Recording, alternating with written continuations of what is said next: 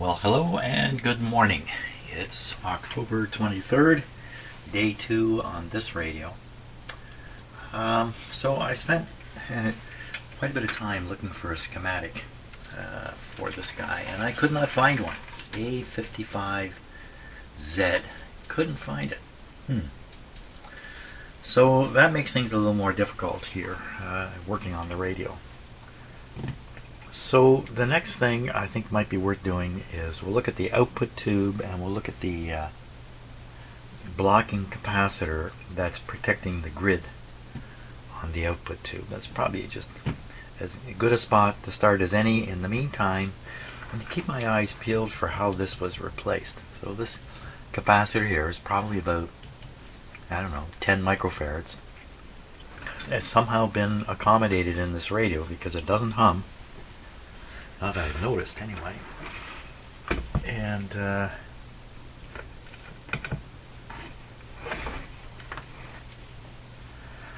right, so here's that capacitor up here. No wires connected to it. And I don't really see anything else in this radio that looks like a large electrolytic capacitor except for this guy. So what's he doing way over here? So the wires that came here are gone. So there's a chance a wire went all the way over to here. I don't know. Now, as for the output tube. So here's the output tube down here. And we need to know what tube that is, because I've already forgotten. Oh, that's right, it's a 41. A 41. We gotta look into that right off the bat. 41. That sounds like a very rare tube to me. And darn it, no schematic. Drat. This is really Okay, dropping a few things on the floor. Let's just take a look at a 41. If it's even in this book, it may not even be in this book. Let's see. 41. 5, 38. So it goes from 38. There's a list. 41, refer to chart at end of section. I tried to make this book more efficient from a publishing point of view. They made it very inefficient from a use point of view. 41. RCA types for replacement. What's that? 41. 41. Power pentode. Amplifier. Well, this isn't going to help us very much. It's the heater current. 400 milliamps. Volts, 6.3. Biasing diagram. Base diagram. Well, it just doesn't give us very much information here at all. By the time this book was published, 41 is a really old tube. Now why don't we look at the dropping a pile of stuff on the floor. We'll look at a substitution book and just see if this gives us any insight into the situation here. 41. 14, 22. 41. We replace it with a 42, but there's a star. Parallel filament circuits. Parallel filament circuits. Well, it's a warning about how the heater is wired if you're going to throw in a 42 instead of a 41. There's no replacements. Substitutions for it, according to the book. How do we know for sure that's the right tube in there? Without a schematic, how do we know? Well, we really don't. We know there was a larger tube in here based on the size of the shield.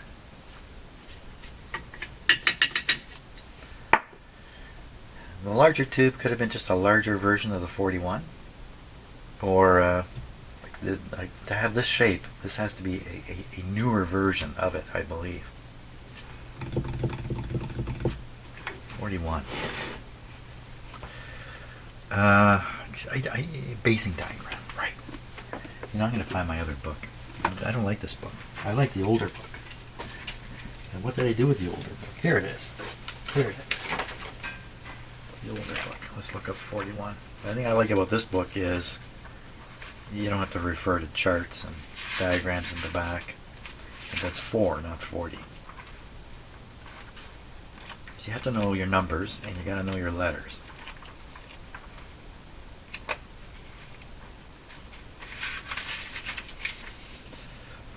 Power pentode. There it is there. So we can figure out where the grid is, so we can figure out where the grid blocking capacitor is. Glass tube type used in output stages of radio receivers. 2 different outlines, a 34 or 35. Tube requires 6 contact socket. Heater volt 6.3 amps. Yeah, 400 milliamps. Here we are. This type is electrically identical with 6K6. Type 41 is used principally for renewal purposes. 6K6, eh? It's the same as? This type is electrically identical. Ooh, are they saying the pin layout is the same?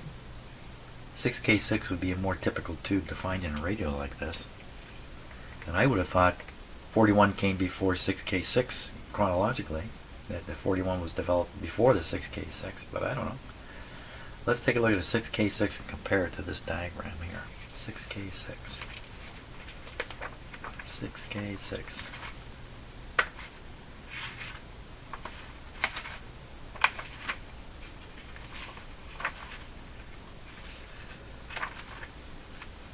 And the weather today is very cold, frost on the ground, 0 degrees when I got up, and partly sunny. 6K EFG HIK HIJK HIK. I don't know the alphabet. Oh my gosh, what's it all do? Here we are. 6K6. Okay, we want to compare this. So looking at the outline here, we see heaters on 2 and 7, plate on 3. Look at the 41. No, plate on 2. So no, you can't just pop. You can't pop in. If such a swap was done, then this socket would have to be rewired to some degree. No one's going to do that. Back then, they just put in the right tube. Probably 41. Probably 41 is the original tube. Oh, jeepers creepers! I have to close the book. Bad behaviors. Here we are, 41. So where's the grid? Grid is on pin number 4. Okay. Pin number 4. Let's take a look here. It's this tube here. How do you count the pins on these tubes? Yeah, I don't know if I've ever counted the pins on a, I must have, on a tube like this. It has no key, it has no plastic center key. So you start one of the heater pins, you start on the clockwise heater pin and count 1. Kind of what I thought. 4 was what we're after, wasn't it? Wasn't it 4? Oh, wow. Okay, so we're looking in here. First we look for the 2 larger pins and identify those as the heater pins. And I would say it's these 2 back here. So this would be pin 1, 2, 3, this is pin 4. So there's a wire on pin 4. Comes to this point. This is probably the blocking capacitor here. It's 0.02 ohms. This is probably a large resistor, and this might be, this is probably a ground terminal, but I'm not sure. What we can do here is get out the voltmeter. Oh, we have no schematic. So is there a, so this could be also, this could be a cathode resistor. Not here though. No. This will have to be the grid resistor. Body N dot. Body, green, and like black dot. 500K I think is what this is. Maybe 400K.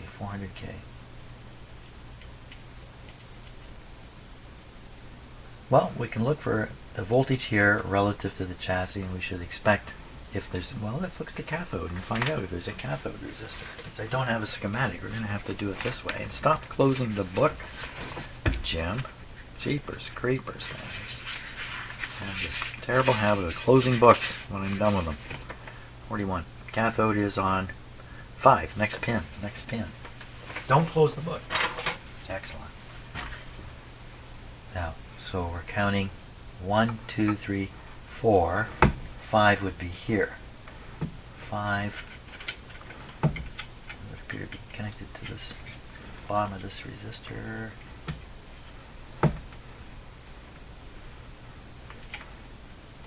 Other wire coming, disappearing up under here. This is a little hard to deal with. I'm just looking at it because you can't see what's going on underneath the board. You really need that schematic. Okay, let's do this. We will operate the radio. We'll measure the voltage across this capacitor. Try to figure out what's going on.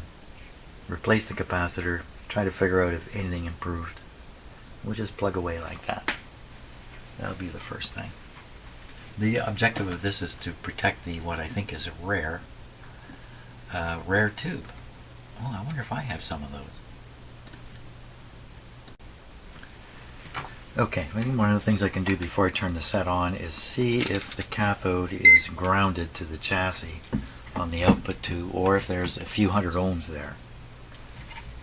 So put the ohm meter here, and we'll go on the chassis, and we'll pick off this one here. There. 580. So what this is suggesting to me is the cathode has a cathode resistor of 580 ohms in it. Well, that would create cathode bias. That means there shouldn't be any grid bias, any separate grid bias. The grid should be measuring 0 with respect to the chassis normally. Of course, there's no power in the radio, so I got it on ohm meter anyway. So we should now take a look at the voltage of the cathode, and I think the expectation would be there's going to be a bias voltage there, maybe around 10 volts or something, just as a guess. Okay, we'll do it with this meter over here. I'm going to let this guy warm up a bit, and then we'll drink a little bit of coffee, and we'll do this. I have to keep my status up with the coffee achievers. By the way, 41, I don't have any 41s. I think these are pretty rare tubes. You know, one of the things I love about YouTube is the ability to watch videos from quite a while ago, a long time ago in fact, of musical acts that I really like. And I'm thinking back to the 70s and 80s, so I'll be watching, like for instance, I was just watching a video of Bruce Cockburn on stage, probably, I don't know, 1980, I don't really know when, but a long time ago anyway. And it's great, I love watching it and all that kind of stuff. Unfortunately, once in a while, when I'm doing this, I will come across a musician who's still on stage. Unfortunately. Yeah, a lot of them are still on stage. And so I'll watch that video and oh my god, it is so disappointing because the guy has gotten old. And who's that on that stage there? That's not my hero from 1980, is it? Oh my gosh. And of course, why is it so troubling? Because he's not the only one who's gotten old. Okay, enough of that. Now, we're going to measure the cathode voltage, look for a slightly positive voltage. It would indicate a cathode resistor is in play. And then we'll look at the grid. The grid should be 0. If it's gone positive also, then probably this capacitor is a leaky guy. We're all set. Just a quick practice here before I turn the power on. My lead set to DC. DC negative. Let's put a DC positive for the first reading. In fact, it can stay DC positive. I'm going to be touching here. Yeah, probably check here. And for the same thing. And then the other voltage, I'll have to go down into here to get to it. That's a cathode. That's where we're starting. Starting with the cathode. Okay, I'm ready. Here we go. Fire it on. Fire it on. Set it on fire. There's that hum. Sounds like a very deep pulsing hum. That's smoothing out.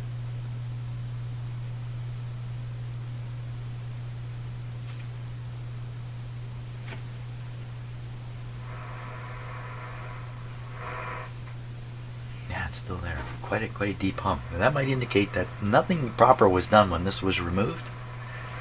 We don't really know. Sounds like the hum goes down when you turn the volume up, but that's hard to perceive.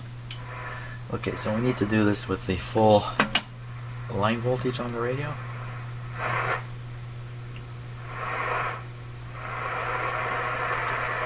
Okay, first test. Watching now for voltage on here. We don't need the volume up. We need to go in and touch right here. Okay, goes up a little bit. That's a 50 volt scale now. So we've got about 15, 16, 17 volts, which sounds like exactly the kind of bias that should be on that too. Let's see if I can find that out quickly. It's probably not going to say here in this little chart, this little area. Heater volts electrically identical to 6K6. Okay, electrically identical to 6K6. That's the hint. Where's that K? There it is, 6K6. So now you have all this information here on it. And we're going to go grid number 1. Class A amplifier. No, typical operation. Grid number 1, minus 18 at 250 volts of plate voltage. Minus 18, 250 volts. That's probably what's happening. I don't know which one was on the plate. Which pin was the plate? Let's find that out. So I'm just going to assume maybe this one. Yeah. So on 500 volt scale on the meter, that's just under 250. So we would expect that high bias. So everything sounds pretty normal. Now what we'll do is we'll look for a voltage leaking onto the grid. So this point should be 0 volts. That's not 0. 15 volt scale now. So we're reading 5 volts positive. Now I'm going to go on the other side of this. It's probably the plate voltage for the preceding tube. Okay, so on there is about 70 volts, 65 volts on one side, and a couple of volts leaking across to here. And this is probably ground. Appears to be the meter's not moving at all. It's probably ground. Okay, this guy's got to go. What's happening is the bias on the output tube is being reduced by the voltage that's leaking across here and building up.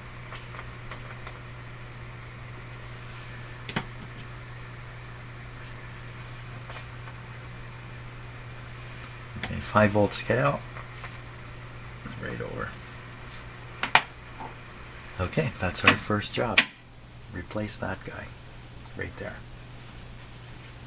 Easy enough. Okay, got a decent replacement here for it. Let's cut it out. I have to leave some leads here. I'm going to need some of this lead wire. Safety first. Pull the plug. Hard to turn the power on by accident when the plug is pulled. Okay.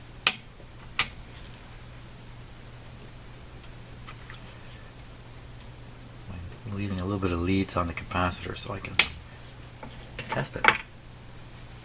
What a nice looking capacitor. But it's already failed the in the radio test. We'll see what it does with the real test here.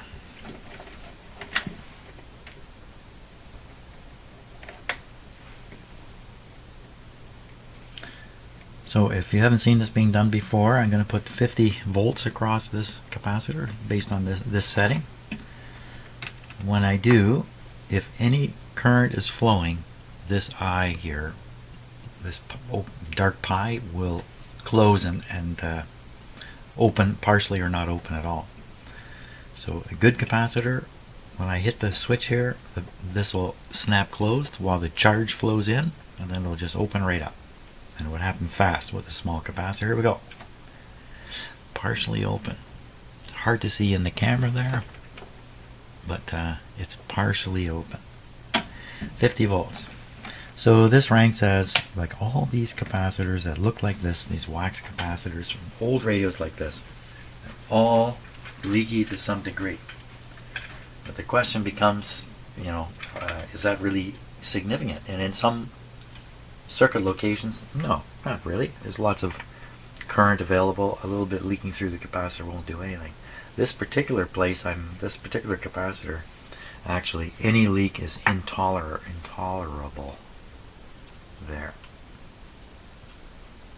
It's going to be a little tricky making this fit and not a lot of wire. Okay, I'm going to put this guy in, and we'll do those measurements again. Okay, two capacitors in. Let's give it another go.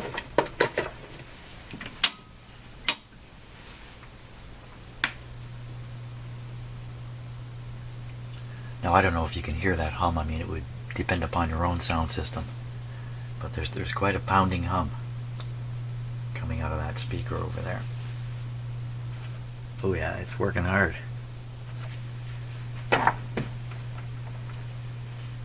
Okay.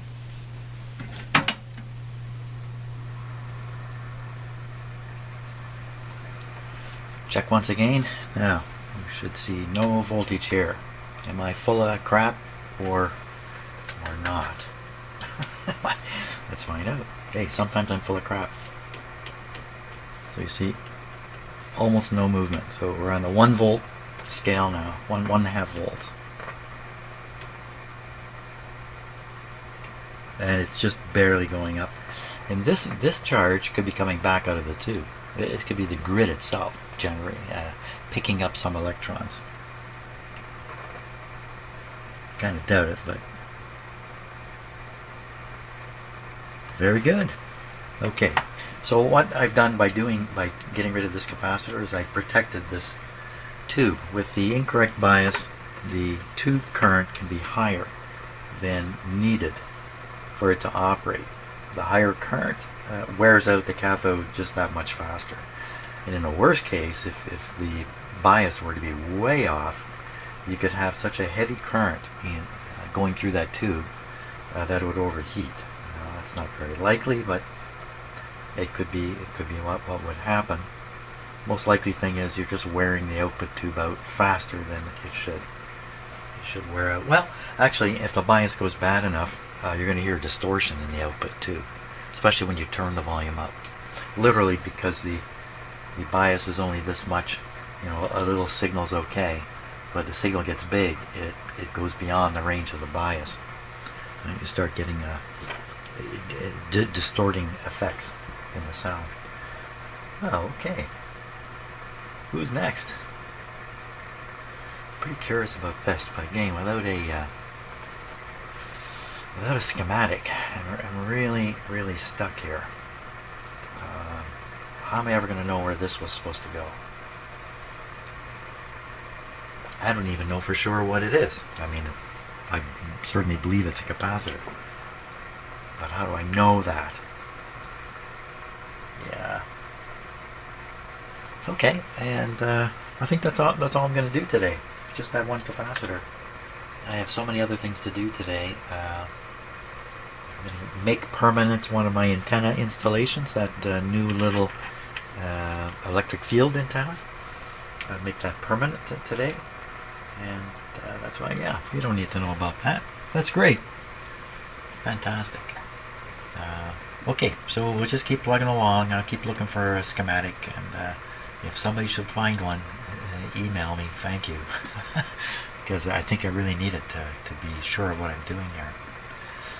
Thanks a lot for watching, and see you on the next video. Well, you'll see me. Well, you don't even see me. You'll see my hands on the next video. See ya.